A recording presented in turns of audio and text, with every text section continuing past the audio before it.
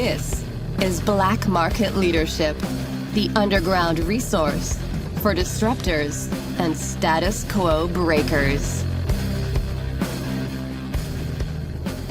Welcome back to another episode of Black Market Leadership. Boy, ladies and gentlemen, we're going to have an exciting podcast. Today we have Lida Citroën. I met Lida through Veterati, which is just a fantastic site that connects veterans. I think we met, Lida, a year ago, maybe?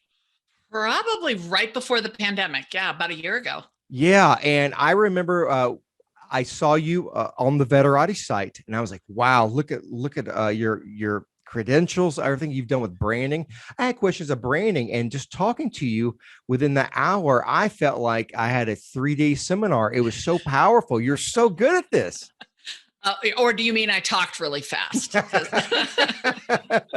I tell you, and for the audience out here, I was so impressed with Lida that I wanted to reach out and have a podcast, have a discussion with her on the subject of branding, which this is in her wheelhouse. She is just, so before we get into that, I've gone on Lida's website, by the way, beautiful website. That's Lida360.com, LIDA360.com. Mm-hmm. And this is from her bio that Lida is an award-winning branding and reputation management expert who designs and enhances the identities of executives, entrepreneurs, and thought leaders globally.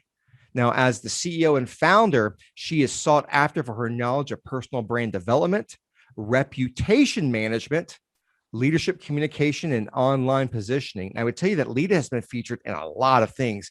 That's MSNBC, Fortune Magazine, Forbes, Entrepreneur, HBR, Bloomberg. The list goes on and on.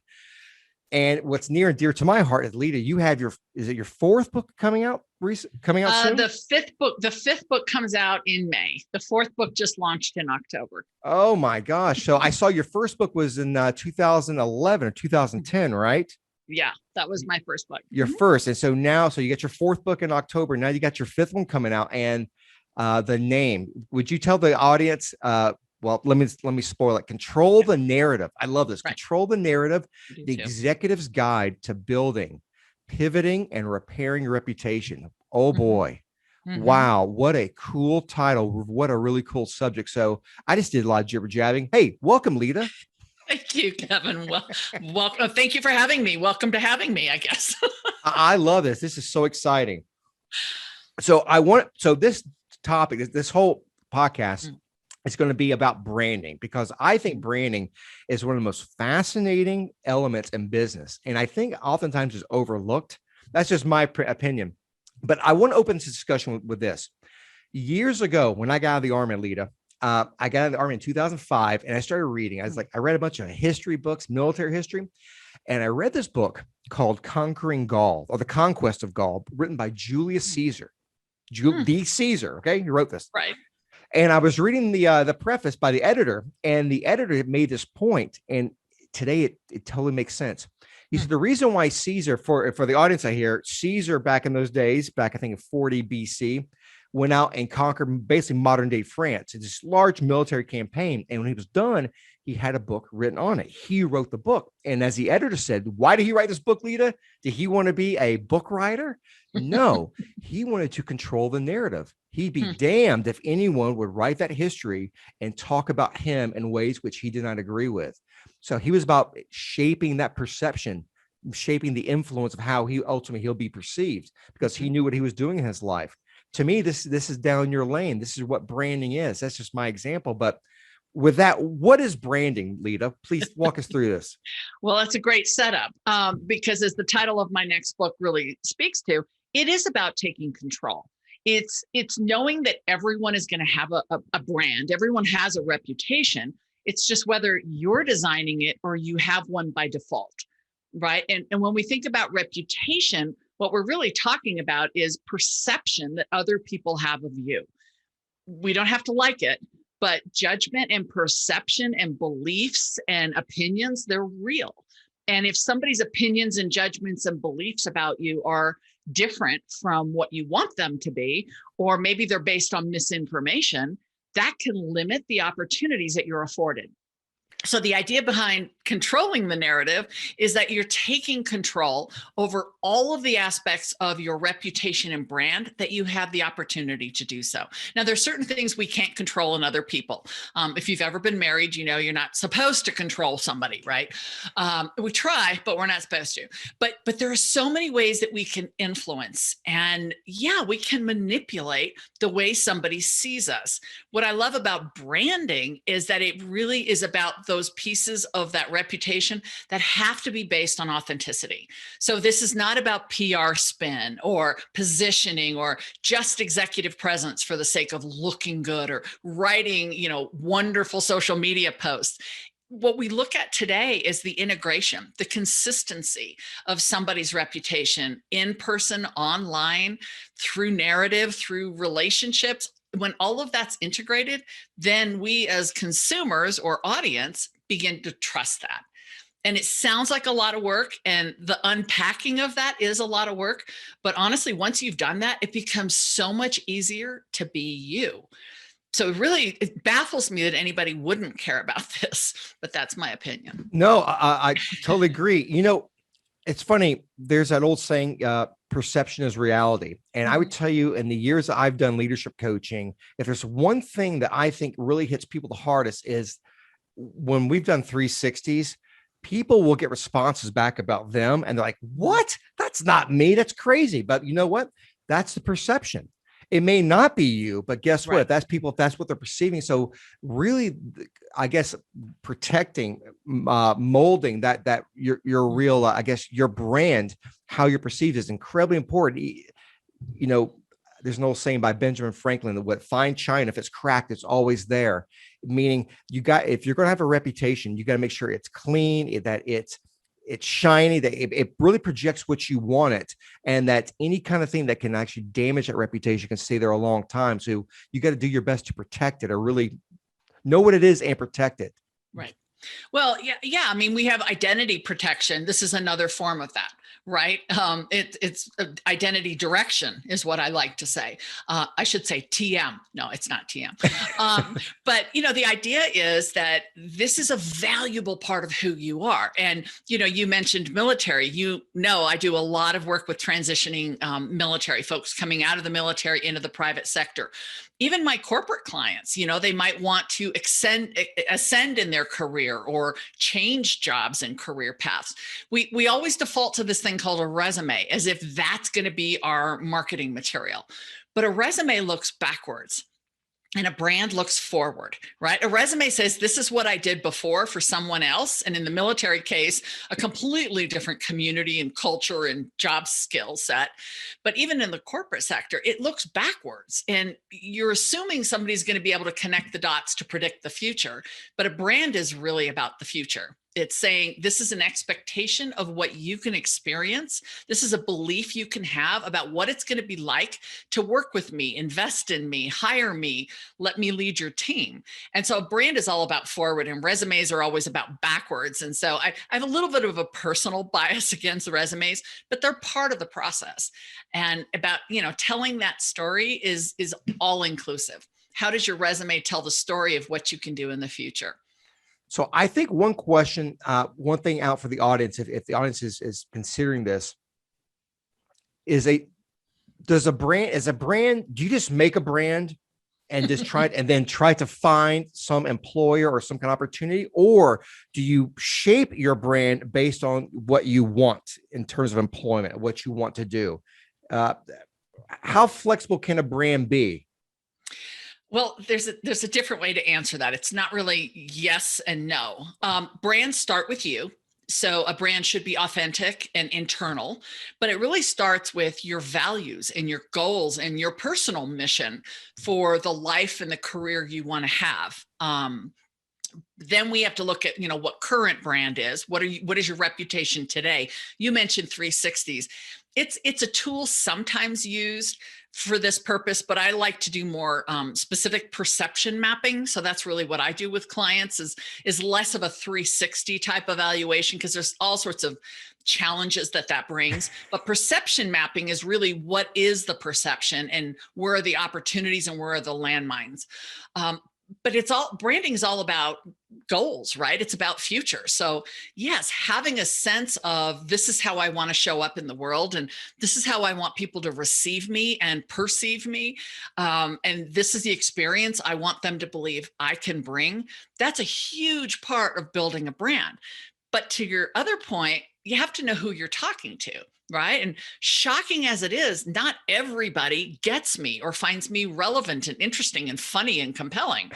And that was devastating, but it's true, right? There are people who don't like my enthusiasm or don't like my approach, or that's fine, because my target audience, which is a big piece of branding, my target audience is that set of people who are looking for me, whether it's for coaching, whether it's for speaking, or whether it's for writing. Those are the people that I sell or market my brand to. So just like if you were a car company, you would have to know a lot of things about your consumer. You know, what's their spending habit? What are their buying preferences? Where do they live? How do they shop? Who else is impacting them? Well, we have to think about that same process when we think about the personas that our brand has to be relevant to. And with all that in place, then you're able to go out and market. And I know it sounds like a lot of work. And I always tell my audiences, the branding is the heavy lifting. The marketing is where it all unfolds. And then it's so much easier to know, who do I connect with on LinkedIn? How do I dress for that job interview? How am I going to be a leader? What kind of people do I want to lead? Those questions are answered if you've done the first part. That totally makes sense. I guess going back to, I'm gonna clarify let me give you an example. And let's go back to resumes. And by the way, I totally agree with you. First of all, I totally agree with 360s. I find that 360s are probably more indicative or really clarify the people around you than the actual person being perceived. Sometimes. That's from my world. But I think I think there's a maybe you could call it misconception. When people put a resume together, they think I have but one resume, and that one resume will attract everyone, every organization, everyone has the same values. That's not true. You have certain core strengths, and what you take is that core knowledge of your resume, and you then, in my experience, you try to articulate that in a way that is compatible with the potential company you're looking at. The wording, how you approach it will be different depending on different companies. And I guess that's kind of the example, I think, of a brand, that you have to have your core identity, as you said, your core strengths. And do you articulate that different, or do you have a core and actually just shoot that out to everyone? It's almost like a push and a pull. Yeah, it's a good question. Here's a different way to answer that. And I feel like I'm saying, here's a different way to answer that to every question. So I'm trying not to be argumentative. There's something called attraction marketing and something called repel marketing, right? You want to attract people to you as a leader, and whatever you're doing. You want to attract people to you who are ready to buy, who are aligned with what you have to offer, right? So if you're trying to sell something to an audience who has no interest, that's a much different strategy. But attraction is kind of that pull strategy, right? But other than push, there's this thing called repel marketing. I actually almost want to turn off people who are going to be just too hard for me to convince that this is something that they need, or are going to be difficult for me to work with, or aren't going to appreciate my approach. There's a subtle way of almost turning those people away and still attracting the people you want. And I'm not saying it's that overt, but for instance, if you look at my website or my YouTube channel, my Instagram or my LinkedIn profile, you see the same person. And I'm very outgoing. I have a lot of energy. I'm passionate on this topic. And if you talk to me, that's the same person that's going to come through. So if that scares you, or you don't like that personality style, repel marketing says, let's figure that out before we even have the conversation. So it's you can't be everything to everybody. But even to your point about, do you amend your brand? There are some people who are attracted to what I do, but I might be a little too strong out of the gates. So I'll soften that a little bit until I have their trust. Perfect example. When I first started working in the military, I'm a civilian. I mean, I am about as outsider as it gets.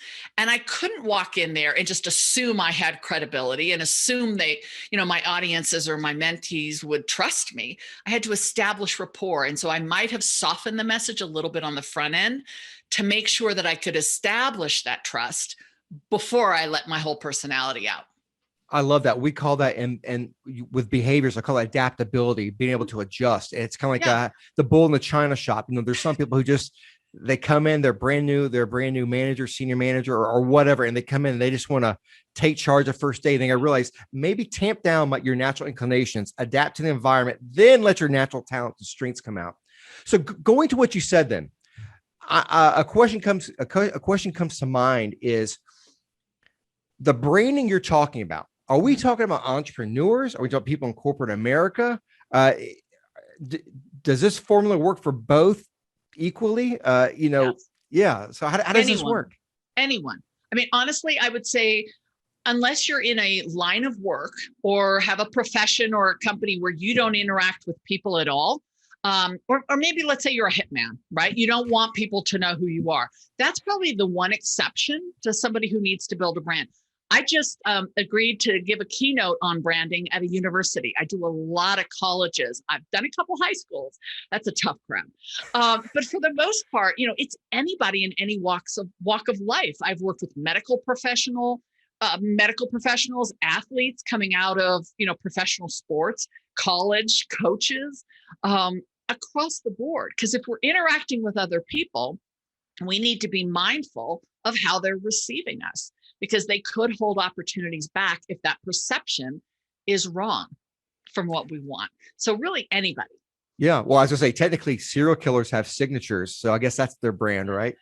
There's an audience I have no interest in attracting. So if they're watching this, no, please don't come. Please. No. You mentioned earlier about integration.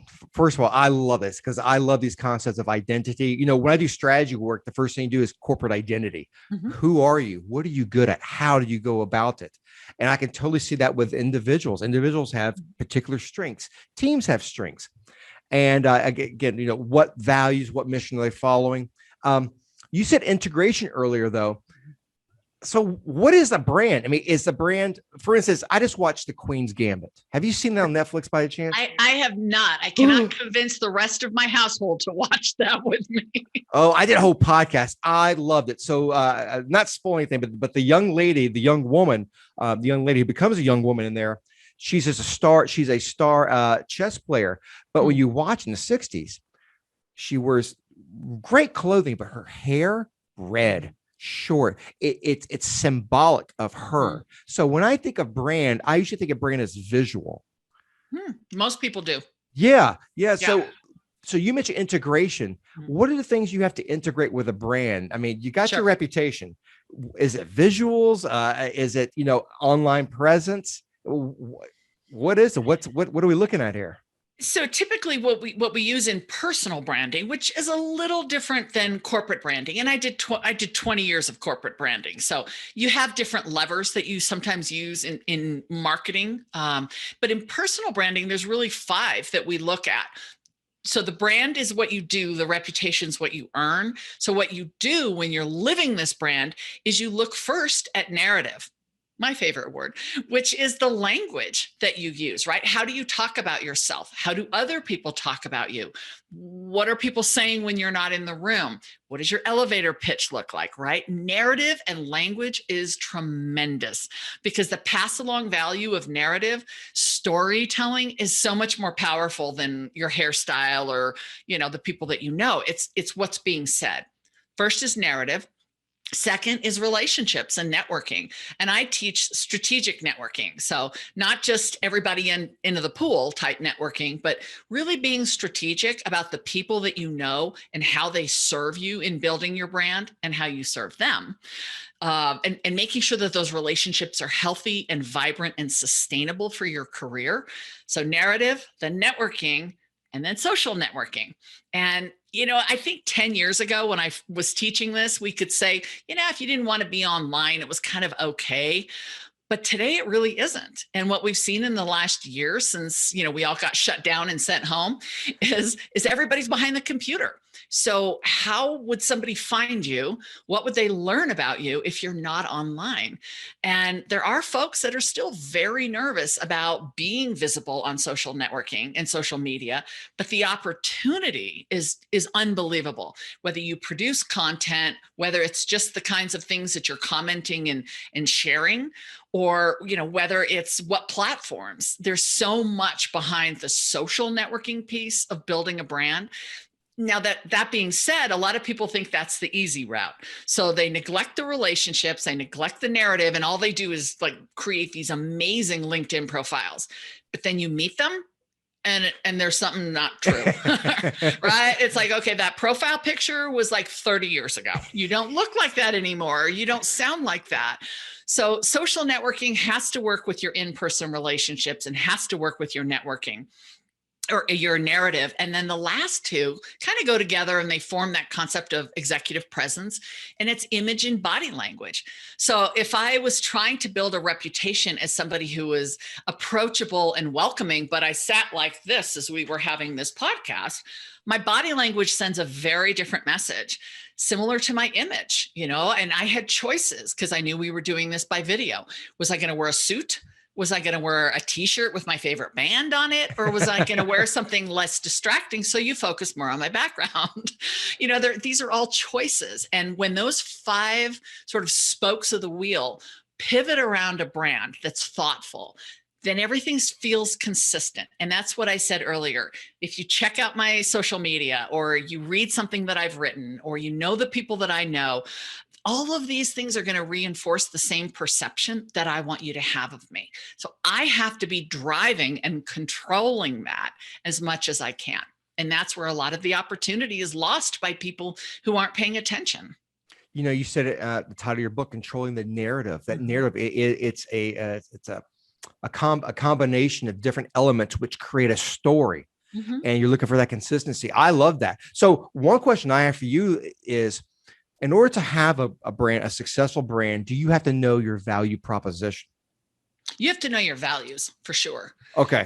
And that's often very difficult for people, right? Even in corporate, we go to these seminars, we go to these, what do you believe in? What do you stand for? And I don't mean to mock them because I do them too, but really getting clear on what you hold so fundamental to your moral operating system that you can't detach it. That's a heavy conversation.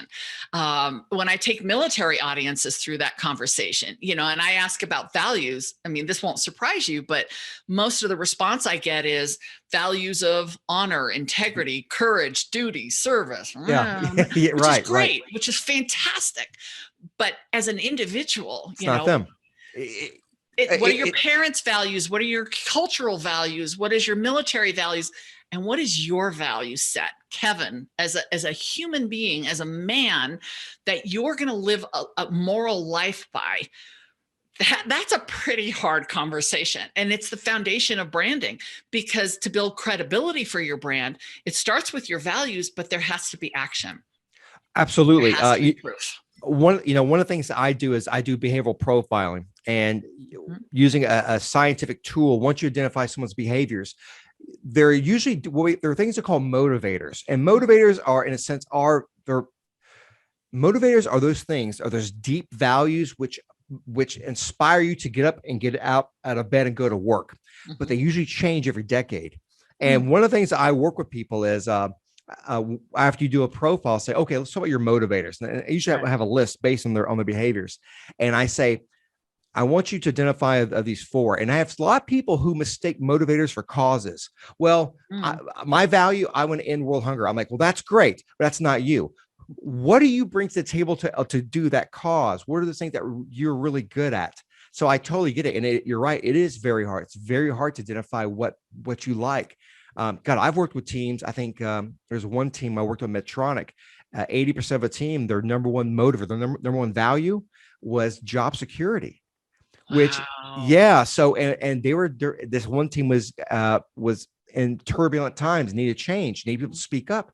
They weren't speaking up, so they brought me in. But those values, nothing wrong with your values, but once you know who you are, I think it really can help you with your brand. It can really show people this. Yeah. First of all, you know who you are, what value you bring, and people know how predictable you are, that how they can work with you. Well, and where it works in my process is values plus action equals credibility. So values that have proof, that I see you walk the talk, that I have example and evidence of, are what I will start assigning you credibility for, right? So if you tell me that honesty is your value, but I see you being distrustful, or I see you lying, or I see you hedging before being honest, then I'm not going to give you credibility for it. The flip side of the formula, which is equally as difficult, is if you're doing the action, but you're not connecting it to a value, you're not connecting it to a why, it's very easy for people to misunderstand or misinterpret, right? People could look at my work with the military and say, oh, she does it because she makes a lot of money, right? Or she has a family connection, or, she has nothing else to do with her time. All three of those are 100% wrong, right? So I have to make sure whenever I stand in front of a military audience that I say, I am here because I am a patriotic American who is grateful to your service and sacrifice to ensure my freedom. That's why I'm here. I'm not getting paid 90% of the time. So it's really because of that gratitude. And gratitude is one of my biggest values. So connecting those two is where most people forget. I love that. In fact, there was an article I read a couple of years ago. I think the article came out 2 or 3 years ago. And one of my guilty pleasures, I like Howard Stern. I like old Howard Stern. And this is going to motivate her. Basic motivators are those deep values. And what I'm going to say here is you really got to do the homework when you do your values, because so many people, I think, they see short term. They see what's in front of their face. It's like seeing a rock band, or it's like saying Lady Gaga. Oh, she's famous, therefore she's successful. Like, you don't see the back and how she got there. You don't see the dedication. And going back to Howard Stern, it's funny. This interview he was talking about.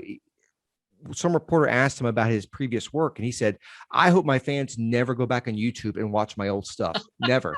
You know why? Because now he's getting long on the tooth. I mean, he's already old, but he's realizing that he wants to have a real legitimate, he doesn't want to be a shock jock. That should be his legacy. He was always seeking money and fame, and he got it. But how did you get that? And that really requires that I think that deep analysis. So when you talk about values, I totally agree. It takes some real work to get in there to identify. Yes, it look, does. What's his brand? When you say shock jock, you think of him, and what's he saying now?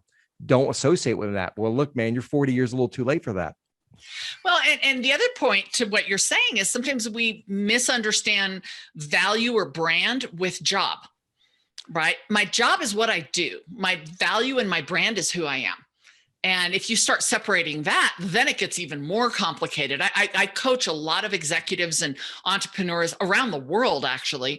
The time zones are a headache, but I'm up in the middle of the night, I'm up early, and I work late. But we're all different time zones. But a lot of these people, when they leave a position, let's say a CEO of a company, sells the company or exits the position and then says, I don't know who I am anymore. A professional athlete who no longer, walks around with his name on the back of a jersey says, well, now who am I? I was cheered when I walked on the field, and now nobody knows me. That sense of identity and pride attached to what we do is a slippery slope, and we have to be really careful with that. Totally. Oh, that's so. Who do you work with? Because I'm hearing military, I'm hearing executives, I'm hearing entrepreneurs. To me, I'm hearing three. This is a big fruit basket filled with different fruits of all shapes and sizes and flavors. Know that I would describe them as fruit. Well, but they are very interesting people. I mean, as much as anytime I think about answering that question with a specific answer, I get called from somebody who's way out onto the side. I just finished up work with somebody who's young in the extreme sports arena. And I never would have said that was my, type of client, but we did amazing work together as he gets ready to get some really big attention for some of his work. And again, I've worked, the three things that I help people do, which is what my book talks about, is I help professionals, entrepreneurs, individuals build their brand. So that's the person who says, I don't think I've ever taken control of this. And I don't think people really know who I am and what I'm good at and where I could add value. That's building a brand. But the second is people who shift. So maybe somebody was a venture capitalist and decides that what they really want to do is move into the sustainability space. And they want to operate an ag business in Hawaii, right? So they're moving from one industry to another. And I call that pivoting. So it's not necessarily something went wrong, but they want to make a big shift. And their goal is, how do I take the reputation assets that I built over here with me, but knowing that I might have a different audience and some of the things I can leave behind. So that's the second. And then the third, which is becoming really big business, is reputation repair. Oh, yeah. And that can be anything from, somebody makes a mistake. I have had Title IX infractions, medical infractions, and then, everything in between, corporate problems, and their reputation is tarnished. So if you Google them, all you see is bad stuff. But I'll tell you, Kevin, what's really scary is in reputation repair, there's also a category of person who did nothing wrong. They didn't make a mistake. It wasn't even that they were in the wrong place at the wrong time. And I talk about this in the next book, Control the Narrative, because gaslighting, workplace bullying, workplace mobbing, this is also causing a lot of people to have reputation damage. And that's scary because that could be anybody. Collateral damage in a sense, right? Well, or just, I know it sounds like it couldn't even happen, but workplace bullying. And I've worked with a few clients in that space. And then I wrote an article for Entrepreneur Magazine about workplace bullying. And I received a tidal wave of emails from teachers and professors and people in corporate America who said, this happened to me. They just picked on me. And over time, I was not given promotions. I was ostracized from meetings. They hadn't done anything wrong. They just were an easy target. That may have been the only thing they did wrong. And maybe they didn't stand up for themselves in the way that they should have. And so it just became a really big problem. And so we always think reputation repair is because somebody posts something on Twitter that they shouldn't, and trust me, there's a lot of that out there. Oh, yeah. But there's also people who are just, didn't do anything wrong. And it's very unfortunate. So yeah, in those three buckets, there's all sorts of people. I've seen companies out there who will, they will wipe away all your Twitter history. It's just funny. It's a whole industry now of wipe away. I don't know if you can or not, but that's what they're saying, to wipe away your past responses. I don't know if how effective, but I just know that there's a tidal wave or there's movement in that area. And we just have to know, there are bots, for instance, on Twitter that all they do is they screen grab everything every second. And that's how when like a celebrity or somebody famous posts something and then immediately takes it down because they go, how does somebody have a screen grab of that already? Well, it's not a person sitting there, control shift. There's algorithms that do that. So the internet has become a very dangerous place. So on a different note. Yes. I'm curious because I usually have a feud. With different consultants. Okay. And I gotta be careful here. I do not like the word humility. I'm not saying people should be arrogant, but I like people who show self-esteem, who have self-confidence. I don't like the modesty thing. And one thing that I've run in my career is I find people who are very uncomfortable with self-promotion. And when I hear a branding that ultimately you're selling yourself, which I think it's a great thing. In your experience, how much of a challenge has that been with people to say, hey, no one's going to sell you like you, but you got to do it. How big of a challenge has that been? There are a couple cultures that bristle at the idea of self-promotion. And so I've had to navigate because I've had clients in certain cultures where the idea of posting on LinkedIn or coming up with a headshot or, it feels like bragging. And I talk about one client in the book that was in Australia. And every time, and he was fascinating. I mean, I share his story. He's absolutely brilliant. But every time we would talk about something he could do proactively, he reminded me of this expression that's called fig jam. And the F stands for what you can imagine. And then it goes, I'm great, just ask me. And the idea is, I'm so wonderful, I'll tell you all about me, right? Right. So culturally, sometimes it's a challenge to talk about self-promotion and get somebody comfortable with the idea that I'm not talking about making you arrogant or beating your chest or billboards, but it's about being in control of the levers you have available that somebody's going to form perception on. The other audience that I run into this is certainly the military, right? The military teaches service before self. It's not about you, Kevin. It's about the people you serve with and being responsible and accountable, but not about taking credit. So you take somebody out of that culture and say, okay, now it is about you. And you do have to make sure when somebody says, tell me about you, that you know how to answer that. When you're going to write about yourself on LinkedIn, that you're sharing the best parts and not holding them back because it feels boastful. So those two challenges are what I had to learn early on to help people navigate. You know, if I'm working with a sales executive or an entrepreneur in technology, they usually get it. Yeah. And they know my investors are beating my door down. So I need you to teach me this stuff.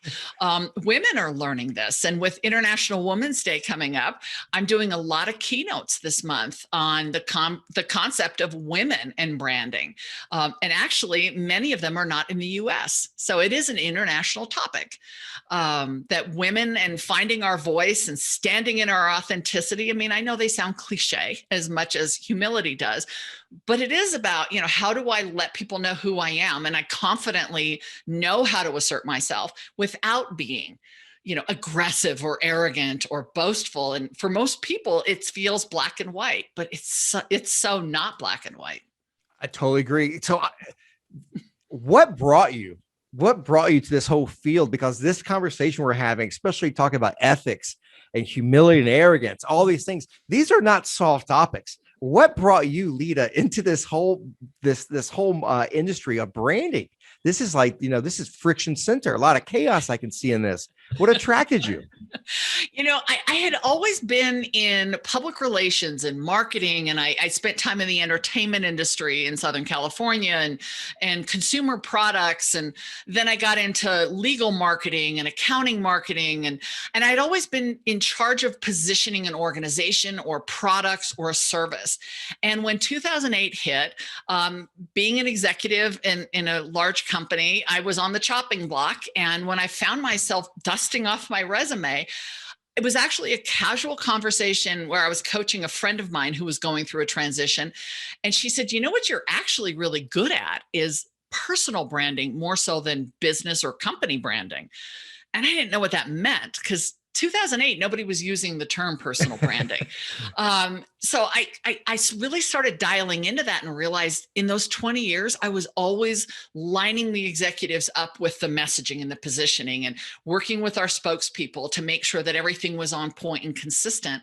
So it really kind of felt natural. And in that moment, I realized I was going to become an entrepreneur and I was going to carve out this niche, which didn't have a lot of traction. And looking back, I had no idea how hard it was, but at the time it felt so obvious and so easy.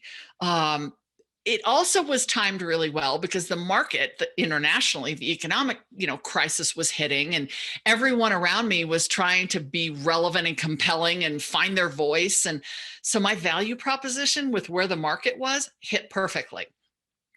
Oh, I mean, I wish I great. could say it was strategy and I wrote it out on a napkin. There was a heck of a lot more divine intervention than anything. Oh, I love it. I'm a total advocate of what they call the emergent strategy, which is make it up as you go. You find a gap, jump in, and just pray for the best. But, I love it. and I realized once I was doing it and then speaking about it and then writing about it, that there was so much more to say.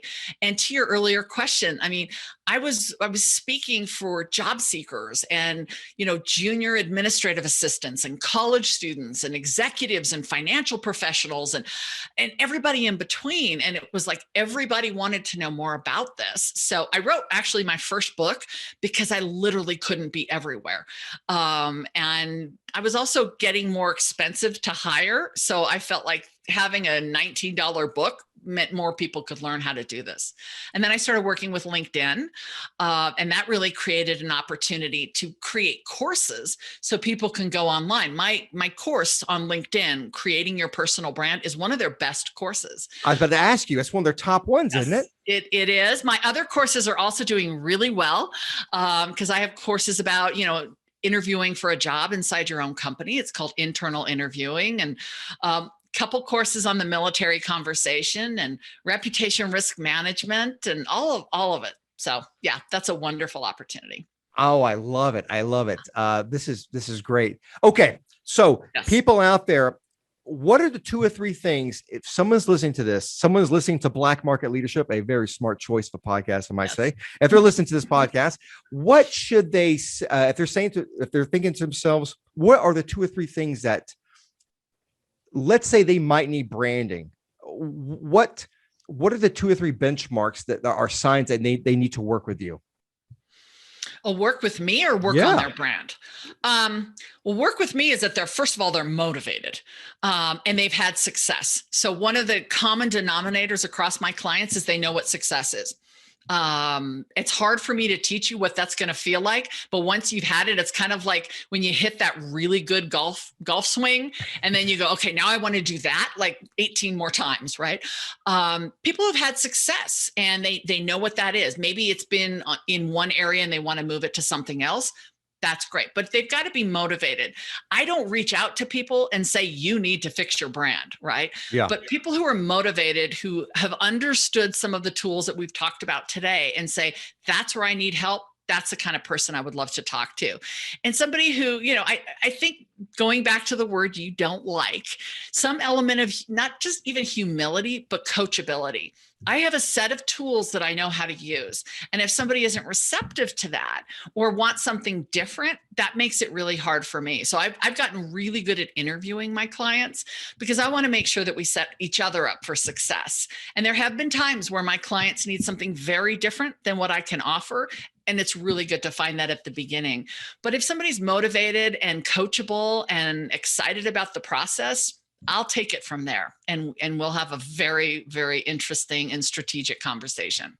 I love it. I love it. And I again, the conversation that you and I had, I was just blown away. And the fact that you gave this conversation on veterati to other veterans, hats off to you. You're just doing such great work. And thank you for working with the veterans. Of course. 5 books. By the way, hats off to you for writing 5 books. Good Lord. I think I'm out of words now. But I also work as a freelance writer, so I can't be out of words, but they're different. 3 of them are for the military. And then 2 of them are really, this next book is a book I've wanted to write for a very long time. So we had Success After Service, which is the book I published in October. We had that one ready to go. And my publisher reached out when quarantine happened and said, how would you like to spend your quarantine writing the book you really want to write? So it's full of stories. Oh, Kevin, you're going to love it. It's full of stories. You're going to see so many examples that you can relate to of just people who've gone through this process and just, we're all trying to just make it matter, right? We want it to matter. And at the end of the day, it isn't about P&L and it isn't about profitability. It's about the quality of the life that we lead. And I'm just very honored that I've been able to guide some people that are very influential in my life. I love it. I love it. So before we go, usually I like to tell funny stories or jokes. Okay. I have a marketing, kind of a branding question for you. Okay. Now, I don't think this is I don't think this is a rumor or anything, but I'm not going to say the show, but it must have been 15. God, it feels like yesterday, but it's been 15 years. MTV had Jersey Shore. And one of the characters, Snooki, was carrying around, the story I heard was she was carrying around a purse, what's a high brand purse. And apparently the company the the person she had a very good brand, and they didn't want to be associated with that particular character. So I've heard about a tactic that some companies would do is to send those people their competitors, their competitors' material, so they could be associated with that. Have you ever heard of this tactic? I mean, there's certainly positioning marketing, right? When somebody has a certain computer in a movie, that's not by accident, right? If you see a logo on a celebrity, it's not by accident. I'm happy to carry any of those competitor high-end brands because if they want to send me free purses, I'm all about that. I've always heard that. I was like, wow, that's really smart, boy. You're talking about really protecting your brand. That's a really good way. Well, I can't verify, nor will I deny. So Lida360.com, LIDA360.com. And again, fantastic site. Boy, you put some real work and effort into that website. Very I have a easy. great team with me. Mm-hmm. Very, very impressive. Nice. And I'll let them know. And I am thoroughly looking forward boy, especially Control the Narrative. I got to read that. One of the things that I do is I teach a course on argument. And I've always said, if you want to win an argument, even if you're wrong, control the narrative, the narrative, and you got it. So it is available for pre-order on Amazon already. So it comes out in May. And in Europe and Asia and India, early May, but in the US towards the end of May. But it's available for pre-order. So you'll get yours first if you do that. 5 books. Congratulations. Thank you for having this conversation. This has been really, really valuable. Branding. I hope everyone listening to this realizes just how important it is. And boy, Lida is just a great asset. So I highly recommend you use her. That just the time I spent with you, it was fantastic. So thank you. Thank you, Kevin. It's been a pleasure. It's good to see you. Good to see you again. Thanks for listening to the podcast. If you like this content and want to hear other things like it, head on over to the website at blackmarketleadership.com. That's blackmarketleadership.com. There you can subscribe to the podcast, and you can even create a free members profile